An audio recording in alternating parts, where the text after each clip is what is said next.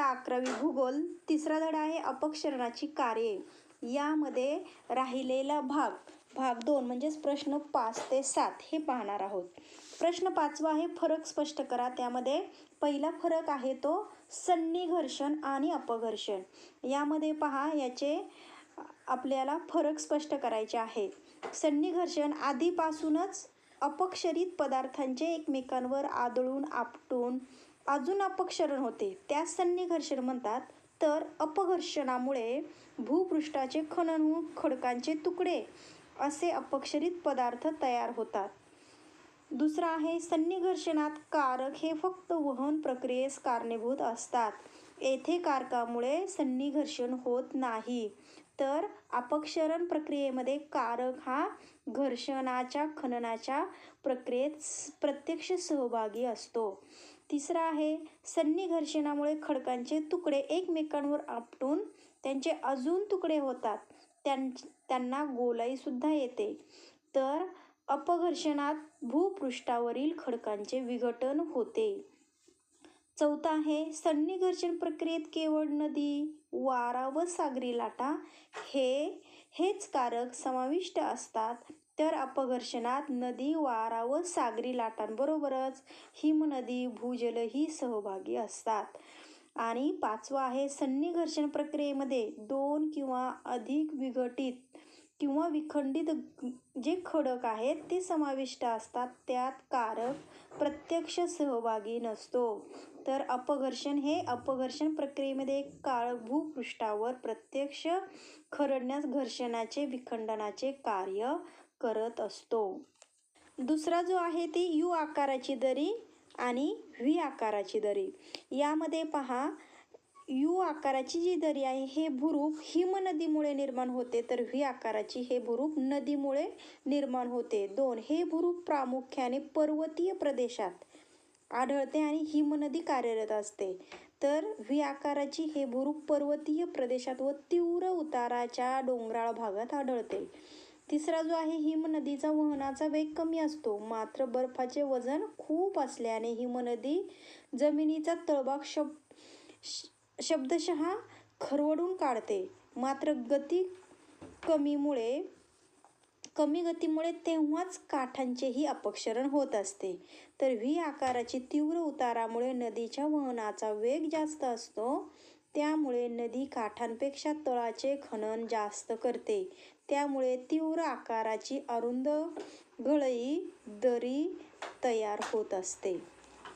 तर चौथा आहे यामुळे हिमनदीची दरी किंवा जो तळभाग असतो तो नदीच्या तळभागापेक्षा रुंद असतो व त्याचा आकार इंग्रजी यू या अक्षराप्रमाणे दिसतो. तर व्ही आकाराची दरी ही जसजसे गाळाचे प्रमाण वाढते तसतशा गाळापेक्षा काठाचे खनन होऊन नदीचे तट रुंदावतात आणि त्यांना इंग्रजी व्ही हा आकार प्राप्त होत असतो. तिसरा आहे ऊर्ध्वमुखी स्तंभ आणि अधोमुखी स्तंभ. याचं उत्तर आहे हे भूरूप भूजलाच्या संचयन कार्यामुळे निर्माण होते. तर अधोमुखी आहे हे भूरूप भूजलाच्या संचयन कार्यामुळे म्हणजे दोन्ही संचयन कार्यामुळे निर्माण होत असतात. आणि ऊर्ध्वमुखी हे भूमिगत गुहेच्या जमिनीवर निर्माण होते. तर अधोमुखी हे भूमिगत गुहेच्या छतावर निर्माण होते. तिसरा जो आहे पाण्यात विरघळणाऱ्या क्षारांचे प्रमाण कमी असल्यास अशा पाण्याचे टपोरे थेंब फार वेळ छताला चिटकून राहू शकत नाही व ते पाण्याचे थेंब क्षारांसह भूमिगत गुहेच्या जमिनीवर पडतात. पुढे बाष्पीभवनामुळे पाणी नाहीसे होते व क्षारांचे जमिनीपासून छतांकडे संचयन झाल्याने ऊर्ध्वमुखी स्तंभ तयार होत असतात. तर अधोमुखी स्तंभामध्ये पाण्यात विरघळणाऱ्या क्षारांचे प्रमाण जास्त असल्यास हे जवळपास संपृक्त द्रावण असते. हा संपृक्त द्रावणाचे थेंब छताला चिटकून राहतात व सहसा हे पाणी खाली पडत नाही. पुढे बाष्पीभवनामुळे यातील पाणी नाहीसे झाल्यावर भूमिगत गुहेच्या छतापासून जमिनीकडे अधोमुखी स्तंभ हे तयार होत असतात. प्रश्न चौथा आहे उपनद्या आणि वितरिका. याचं उत्तर पहा. उपनद्या मुख्य नदीला मिळतात आणि वितरिका मुख्य नदीपासून वेगळ्या होतात. दुसरा आहे उपनद्यांमुळे मुख्य नदीचा प्रवाह वाढतो तर वितरिकांमुळे मुख्य नदीचा प्रवाह कमी होत जातो. तिसरं आहे उपनद्या प्रामुख्याने मुख्य नदीच्या उगमाकडे किंवा पर्वतीय प्रदेशात आढळतात, तर वितरिका या प्रामुख्याने मुख्य नदीच्या मुखाशी मैदानी प्रदेशामध्ये आढळतात. तर उपनद्यांचा वेग हा जास्त असतो व ते खनन कार्य करून मुख्य नदीत गाळाचे संचयन करतात आणि वितरिकांचा वेग हा कमी असतो व ते गाळाच्या संचयनाचे कार्य करतात. पाचवा आहे उपनद्यांच्या जाळ्यामुळे नदी खोरे विकसित होते, तर वितरिकांच्या जाळ्यामुळे नदी मुखाशी त्रिभुज प्रदेश निर्माण होतो. सहावा आहे प्रत्येक मुख्य नदीस अनेक उपनद्या असतात, तर वितरिका प्रत्येक मुख्य नदीच्या मुखाशी वितरिका किंवा त्रिभुज प्रदेश निर्माण होईलच असे नाही. तर उपनद्या हिमनद्या झरे सरोवरांपासून उगम पावतात, तर वितरिका या मुख्य नदीपासूनच निर्माण होतात. 8 उपनद्यांना स्वतंत्र वेगळी नावे असतात, तर वितरिकांना शक्यतो वेगळी नावे नसतात.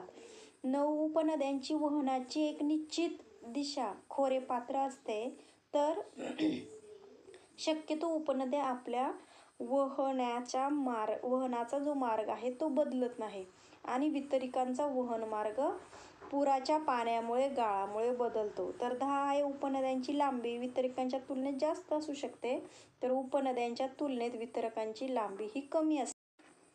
प्रश्न 6वा आहे सविस्तर उत्तरे लिहा. त्यामध्ये प्रश्न पहिला, अपघर्षणाच्या कार्यामुळे विविध कारकांमधून निर्माण होणारी भूरूपे स्पष्ट करा.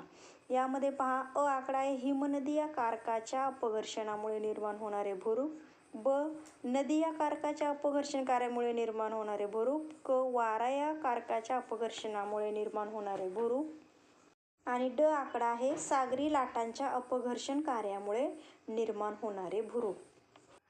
यामध्ये एक आहे पहा की नदी, वारा, भूजल आणि सागरी लाटा ही अपक्षरणाची विविध कारके असून या कारकांमुळे भूपृष्ठावर विविध भूरूपांची निर्मिती होते.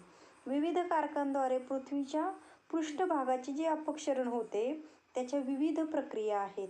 अपघर्षणाच्या या क्रियाकारकांप्रमाणे वेगवेगळ्या असतात व त्यामुळे निर्माण होणारी भूरूपेही वेगवेगळी असतात.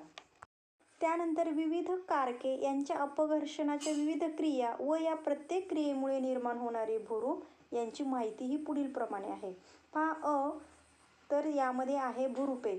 हिमनदीद्वारे उखड अपघर्षण, अधोगामी अपघर्षण या अपघर्षणाच्या क्रिया घडून येतात, त्यामुळे पुढील भूरूपे निर्माण होतात. आणि याचं उत्तर एक मेषशिला. हिमनदी ज्या भूपृष्ठावरून वाहते त्या पृष्ठभागावर अपघर्षणाची उखड ही क्रिया घडत असते. त्यामुळे पृष्ठभागावरील व काठावरील खडकांचा भाग उखडला जातो आणि मेषशिला हे भूरूप तयार होते. मेषशिलेच्या उगमाकडील भाग गुळगुळीत असतो, तर प्रवाहाच्या दिशेकडील भाग हा खडबडीत असतो. दुसरा आहे इंग्रजी यू आकाराची दरी. ही हिमनदी ही घन स्वरूपातील बर्फाच्या स्वरूपात वाहते. बर्फाच्या प्रचंड भारामुळे व कमी गतीमुळे हिमनदीच्या तळभागाचे व काठाचेही अपक्षरण झाल्याने दरीचा तळभाग रुंद होतो आणि इंग्रजी यू या आकाराची दरी निर्माण होते. या ठिकाणी पहा यू आकाराची दरी निर्माण झालेली आहे. त्यानंतर तिसरी आहे ती लोमती दरी. यामध्ये पहा, मुख्य हिमनदीच्या अपक्षरण कार्याचा वेग जास्त असतो, मात्र हिमनदीस येऊन मिळणाऱ्या उपनद्यांचा वेग व अपक्षरण कार्यही कमी असते. त्यामुळे उपहिमनद्याच्या दऱ्या मुख्य हिमनदीच्या काठावर लोंबलेल्या दिसतात, त्यांनाच लोमत्या दऱ्या असे म्हणतात. या चित्रामध्ये पहा की अशा प्रकारे ह्या लोमत्या दऱ्या लोंबणाऱ्या या ठिकाणी दिसत आहेत. चौथा जो आहे तो हिमगव्हर. यामध्ये हिमनदीच्या उगमाकडील पर्वत माथ्यावरील तीव्र उतारामुळे हिमनदी तुलनेने जास्त वेगाने घसरते. त्यामुळे उगमाजवळील तळाच्या खडकांचे अंतर्वक्र स्वरूपात अपक्षरण झाल्याने या खळग्याला आराम खुर्चीसारखा आकार येतो, त्यास हिमगव्हर असे म्हणतात. ठिकाणी पहा, हे आराम खुर्चीसारखा याला आकार आलेला आहे. पुढील आहे 5 शुकहूट आणि गिरिशृंग. 2 शेजारील हिमगव्हरांच्या मध्ये शिल्लक राहणारा अरुंद भिंतीचा तीव्र उताराचा आणि करवतीच्या दात्यांप्रमाणे निमुळता धारदार खडकाचा भाग म्हणजे शुककूट किंवा फणीकटक होय. तर असे जेव्हा 3 किंवा अधिक हिमगह्वर शेजारी शेजारी निर्माण होतात आणि या हिमगह्वरांच्या शीर्षाकडे म्हणजेच वरच्या टोकाच्या भागाकडे एकच समान टोक निर्माण होते, तेव्हा या तीव्र उताराच्या निमुळत्या टोकास शृंग किंवा गिरिशृंग असे म्हणतात. यामध्ये ही आकृती पहा, गिरिशृंग म्हणजेच हे 2-3 आहेत ते एकच टोक या ठिकाणी निर्माण झालेलं आहे. यामध्ये ब आकडा आहे, नदी या कारकाच्या अपघर्षणामुळे निर्माण होणारी भूरूपे. नदीमुळे पहा, अपघर्षण, अनुलंब अपघर्षण, अभिशीर्ष अपघर्षण, खनन, वेधन व सन्निघर्षण या घर्षणाच्या क्रिया घडून येतात. त्यामुळे पुढील भूरूपे निर्माण होतात. आपण या भूरूपांची माहिती घेऊया. यामध्ये पहिला जो आहे तो घळई व खोल घळई. यामध्ये पहा, चित्रामध्ये आपल्याला ही खोल घळई असलेली या ठिकाणी दिसते. मग उगमाजवळील पर्वतीय किंवा डोंगराळ भागातून नदी वाहताना तीव्र उतारामुळे नदी वेगाने वाहते. त्यामुळे नदीच्या काठांपेक्षा तळाचे खनन जास्त होते. त्यामुळे तीव्र उताराचा काठ व अरुंद तळ असलेली घळई निर्माण होते. काही वेळेस खननामुळे खूप खोल घळई निर्माण होते. त्यामध्ये दुसरा आहे इंग्रजी व्ही आकाराची दरी. घळईतून वाहणाऱ्या नदीत कालांतराने गाळाचे प्रमाण वाढते. त्यामुळे नदीच्या तळभागाचे खनन कमी होऊन काठांच्या खननाचे प्रमाण वाढते. त्यामुळे नदीच्या दरीचे उभे तट रुंदावतात व त्यांना व्ही आकार प्राप्त होतो. याच नदीला व्ही या आकाराच्या दऱ्या होतात. यामध्ये पुढील या ठिकाणी पहा, व्ही आकाराच्या दऱ्या निर्माण झालेल्या आहेत. तिसरा जो भाग आहे तो धबधबा आणि प्रपातगर्ता. एक डोंगराळ प्रदेशात कड्यांवरून पाणी वेगाने खाली पडते, त्यास धबधबा किंवा प्रपात म्हणतात. 2 कड्यावरून सतत वेगाने खाली पडणाऱ्या पाण्याच्या प्रचंड आघाताने धबधब्याशी पायथ्याशी एक खोल खड्डा तयार होतो, त्यास प्रपातगर्ता म्हणतात. चौथा जो आहे तो धावत्या.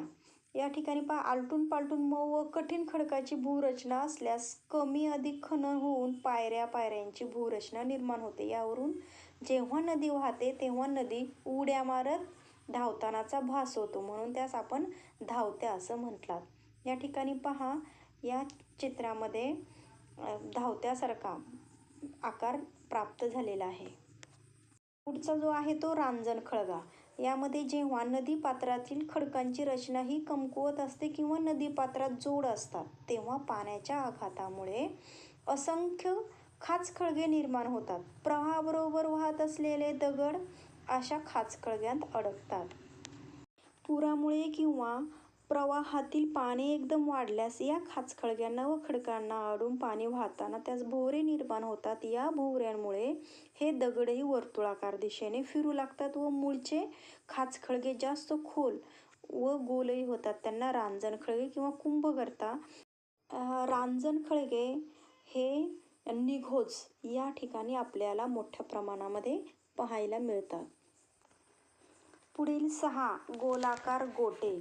यामध्ये पहा, नदी प्रवाहातील खडकांचे तुकडे वाहून नेले जात असताना ते एकमेकांवर आदळतात, आपटत जातात. त्यामुळे या सन्निघर्षण क्रियेमुळे हे दगडगोटे व खडे बऱ्याचदा गोलाकार, चपटे गोलाकार होतात.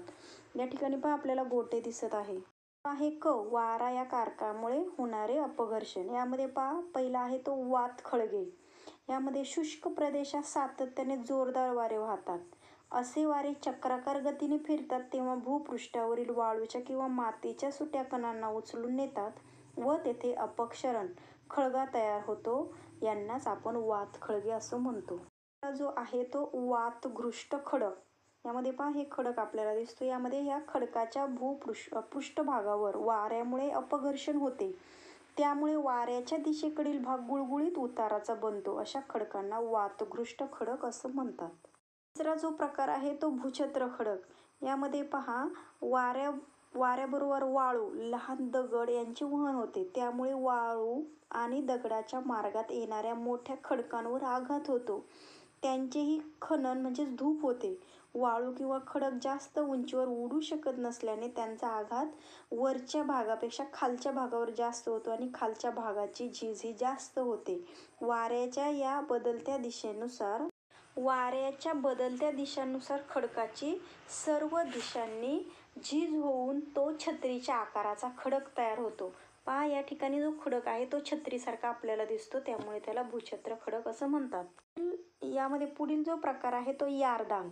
यामध्ये पहा, भूपृष्ठावर कठीण आणि मऊ खडकांचे एका बाजूला एक समांतर असे अनेक थरांचे वितरण असल्यास वाऱ्याच्या अपघर्षण कार्यामुळे मृदू खडकाची झीज होऊन ते नाहीसे होतात व कठीण खडकांचे अवशिष्ट भाग भूपृष्ठावर दिसून येतात. त्यांना यारदांग असे म्हणतात. जो आहे ड, तो सागरी लाटांच्या ज्या अपघर्षणाने निर्माण होणारी ही जी भूरूपे आहेत ते पहा. पहिला जो आहे तो सागरी कडा. यामध्ये सागरी किनाऱ्यावर तीव्र उताराचा एकाच प्रकारचा खडक उघडा पडला असेल तर लाटांच्या माऱ्याने त्याची झीज होऊन तेथे भिंतीसारखा भाग शिल्लक राहतो, त्यास आपण सागरी कडा असे म्हणतो. पुढचा जो आहे तो सागरी गुहा. यामध्ये पहा, समुद्र किनारा जर कठीण आणि मृदू खडकांनी बनला असेल तर मृदू खडकाची झीज जास्त होऊन तेथे खोल खड्डा पडतो. ही पोकळी मोठी होत जाते, त्यास सागरी गुहा असे म्हणतात. सागरी कमान. समुद्रात घुसलेली भूशिरावर जेव्हा पहा या परस्पर विरुद्ध अशा दोन्ही बाजूंनी गुहा आकारास येतात तेव्हा पुढे अपघर्षणामुळे या दोन्ही गुहांच्या मधील खडकाचे खनन होऊन या दोन गुहा एकमेकींना मिळतात. तेथे सागरी कमान तयार झालेली आपल्याला दिसते. पुढील जो आहे चौथा तो सागरी स्तंभ. पहा, सागरी कमानीची झीज होऊन कमानीचा वरचा भाग कोसळतो. कमानीचा उभा भाग खांबासारखा समुद्रात शिल्लक राहतो, त्यास आपण सागरी स्तंभ असं म्हणतात. या ठिकाणी पहा, सागरी स्तंभ आपल्याला दिसतो. पाचवा जो आहे तो तरंग घर्षित मंच.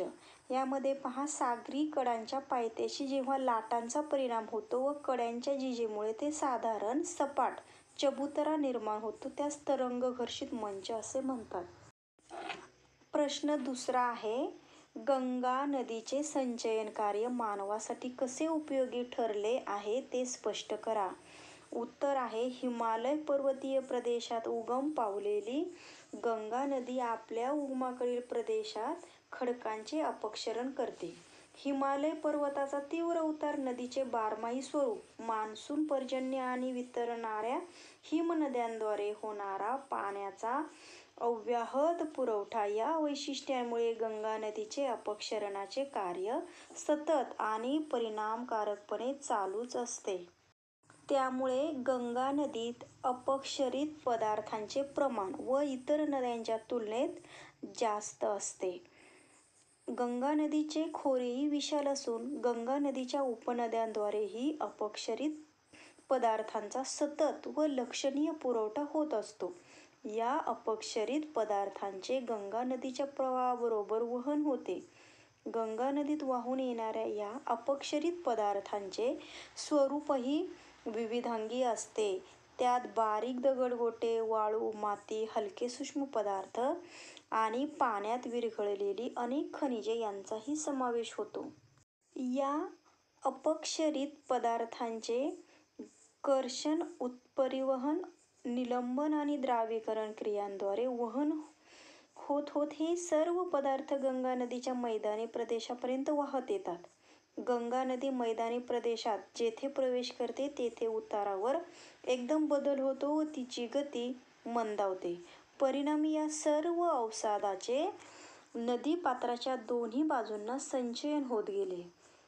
गेली हजारो वर्षे या प्रकारे गंगा नदीने वाहून आणलेल्या अपक्षरित पदार्थ, अवसाद व गाळाचे संचयन होऊन गंगा नदीने एक विशाल मैदानी प्रदेशाची निर्मिती केली आहे. या सर्व प्रक्रियेत गंगा नदीच्या मैदानी प्रदेशात असंख्य तलावांचीही निर्मिती होत गेलीच, शिवाय अवसादांचा अव्याहत पुरवठा होत राहिल्याने सुपीक मैदानी प्रदेशाचीही निर्मिती झाली. गंगा नदीने एकंदरीत मंद उताराचे, विस्तृत व सुपीक गाळाचे मैदान निर्माण केले. त्यामुळेच तेथे मानवाला शेतीचा विकास करता आला. सुपीक मृदा, बारमाही पाणी यांमुळे गंगेच्या मैदानी प्रदेशात शेती व्यवसायाची वाढ झाली. पुढे कृषी आधारित उद्योगही वाढीस लागले. मंद उतारामुळे दळणवळण व वाहतूकही सुगम झाल्याने इतर उद्योग व व्यवसायांची भरभराट झाली. एकंदरीत गंगा नदीचे संचयन कार्य मानवासाठी उपयोगी ठरत आहे. प्रश्न तिसरा आणि शेवटचा. पाठ्यपुस्तकाच्या आवरणातील चित्रात कोणकोणती कारके दिसत आहेत? या कारकांनी तयार केलेली भुरुपे कोणती? त्यातील एका भुरुपाच्या निर्मितीची प्रक्रिया लिहा. यामध्ये पहा, पाठ्यपुस्तकातील हे जे चित्र आहे, या ठिकाणी आपल्याला हे अशा प्रकारे चित्र आहे. तर त्यामध्ये पहा, या चित्रात प्रामुख्याने नदी व सागरी लाटा ही कारके दिसून येत आहेत. या कारकांनी तयार केलेले विविध भुरुपेही या आवरणातील चित्रात दिसून येत आहेत. त्यापैकी प्रमुख भुरूप म्हणजे धबधबा, पंखाकृती मैदान, नदीची नागमोडी वळणे, कुंडल कासार, सरोवरे, नदीची पूरमैदाने, त्रिभुज प्रदेश, आखात, पुळण, वाळूचे दांडे, सागरी कडा, सागरी गुहा, सागरी स्तंभ ही आहेत. या वरील भुरुपांपैकी त्रिभुज प्रदेशाच्या निर्मितीची प्रक्रिया पुढीलप्रमाणे. नदीच्या तिसऱ्या टप्प्यात म्हणजेच त्याच्या मुखाजवळ प्रदेशात तिचा वहनाचा वेग आणखी मंदावतो. या टप्प्यात जमिनीचा उतारही मंद असतो. त्यामुळे नदीची गाळ किंवा अपक्षरित पदार्थ वाहून नेण्याची क्षमता ही अगदी कमी असते. परिणामी नदीने वाहून आणलेल्या गाळाचे नदीमुखाशी संचयन होते. त्यामुळे नदीच्या प्रवाहातच गाळाचा अडथळा आल्याने नदी या गाळाच्या दोन्ही बाजूंनी वाहू लागते. पुन्हा पात्रामध्ये गाळाचे संचयन झाल्याने नदी पात्रात पुन्हा विभागले जाते व नदीला अनेक फाटे फुटतात. त्यांना वितरिका म्हणतात. या वितरकांच्या मधल्या भागात सुपीक अशा गाळाचे संचयन होऊन त्रिकोणाकृती प्रदेश तयार होतो. त्यास त्रिभुज प्रदेश म्हणतात. गंगा, गोदावरी, नाईल इत्यादी नद्यांच्या मुखाशी त्रिभुज प्रदेशांची निर्मिती झाली आहे. शेवटचा प्रश्न आहे, आकृत्या काढून नावे द्या. आणि ही पहिली जी आकृती आहे ती अपवहनाची आहे किंवा आपण याला वातखळगे असंही म्हणतो. मध्ये दुसरी जी आकृती आहे तो घर्षित मंच. या ठिकाणी पहा, कडा खडकाचा झिजलेला भाग, लाटा खडकाचा सपाट भाग. आणि तिसरा जो आहे तो भूछत्र खडक. अशा प्रकारे आपल्याला हा भूछत्र खडक